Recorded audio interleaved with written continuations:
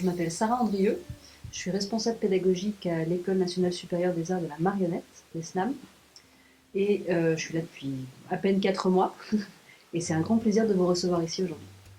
Que faisiez-vous avant d'être responsable pédagogique? J'étais anthropologue et je travaillais en Indonésie.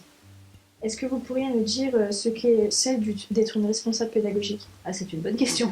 Responsable pédagogique, c'est la personne qui s'occupe en fait de penser le planning d'enseignement pour les étudiants qui sont à l'école. C'est la personne qui contacte et qui fait le lien avec tous les intervenants, entre les intervenants et les étudiants. Et puis, c'est aussi celle qui gère au quotidien quand il y a des soucis entre les étudiants et les enseignants ou parmi les étudiants, etc. Voilà. Depuis combien de temps avez-vous intégré l'Institut de la marionnette? Depuis fin août 2022. Quel parcours pour devenir responsable pédagogique? Alors, je pense que je ne suis pas tout à fait typique dans mon parcours, parce que moi, j'ai commencé par faire de la recherche. Je suis chercheur à la base, et ensuite, j'ai commencé à enseigner aussi à l'université, et puis je me retrouve responsable pédagogique D'accord. ici. Qu'est-ce qui vous a donné envie de faire ce métier?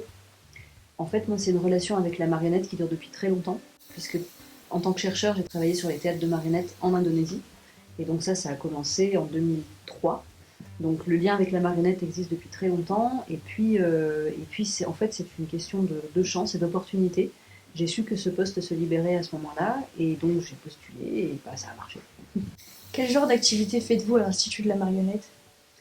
Toujours pareil, je suis responsable pédagogique, donc c'est moi qui m'occupe beaucoup de l'école, parce que l'Institut recoupe à la fois l'école, le centre de recherche et le centre de documentation, et moi c'est plutôt la partie école. Quel genre de public accueillez-vous? Alors, en tant que public, on est ouvert à tous. En tant que pour les étudiants, c'est un public assez restreint puisqu'on a seulement 16 étudiants pendant 3 ans. Et après, on change d'équipe, on change de promotion. Et ces étudiants-là, eux, sont des personnes qui ont déjà un bagage artistique, que ce soit le théâtre, que ce soit la marionnette, que ce soit la danse, que ce soit les beaux-arts peut-être. Et après, ils viennent ici pour apprendre l'art du marionnettiste. Et le festival de la marionnette, il est mondial, mais pourquoi il est mondial? Eh bien, il est mondial parce qu'il y a déjà des troupes qui viennent du monde entier pour assister au festival et pour participer au festival, venir donner des spectacles. Et puis aussi parce que les gens viennent du monde entier pour assister à ce festival et que c'est aujourd'hui le plus gros, le plus grand, le plus important qui existe sur la planète. Et pourquoi il a lieu à Charleville même? Ça, c'est une bonne question, parce que je pense qu'il y a eu une dynamique tout à fait particulière à Charleville. Au départ, vous connaissez peut-être l'histoire, c'était les Petits Comédiens de Chiffon, c'était une troupe de marionnettistes amateurs, on pourrait dire, qui a décidé de commencer ces rencontres-là en invitant leurs amis marionnettistes à venir.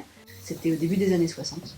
Et en fait, petit à petit, le festival a grandi, et c'est devenu ce qu'on connaît aujourd'hui, le Festival mondial des théâtres de marionnettes. D'accord. Et vous avez déjà fait des représentations? Alors personnellement, non. Par contre, j'en ai accompagné. C'est-à-dire que j'ai accompagné des troupes qui se produisaient, notamment ici à Charleville. Et ça se passe comment une représentation exactement? Ça se passe bien. Ça se passe bien. Combien de temps mettez-vous à créer une représentation? Alors, moi, je ne crée pas de représentation, c'est pas mon rôle. Oui. Et puis ça dépend beaucoup de toutes les troupes. Par exemple, en ce moment, on a deux artistes qui interviennent, qui font partie de la compagnie La Techu. Ils sont ici en position d'enseignants, donc ils enseignent aux étudiants qui sont actuellement à l'école. Et eux, par exemple, ils ont besoin de beaucoup de temps pour créer un spectacle.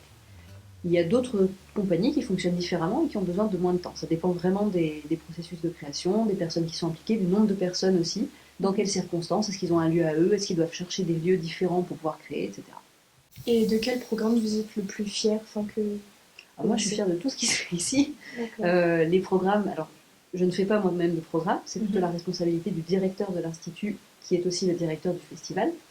Mais je crois que le programme du Festival mondial de théâtre de marionnette reste une fierté à chaque édition.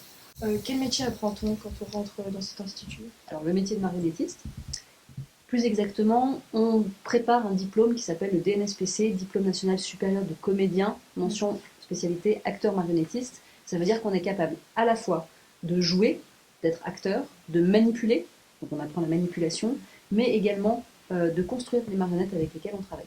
Et donc, on n'est pas spécialiste de tout ça quand on sort, mais au moins on a une idée de tout ça et on peut avancer ensuite et se spécialiser si on le souhaite par la suite. Et ça se prépare en combien de temps La formation dure 3 ans. D'accord, 3 ans. Ouais.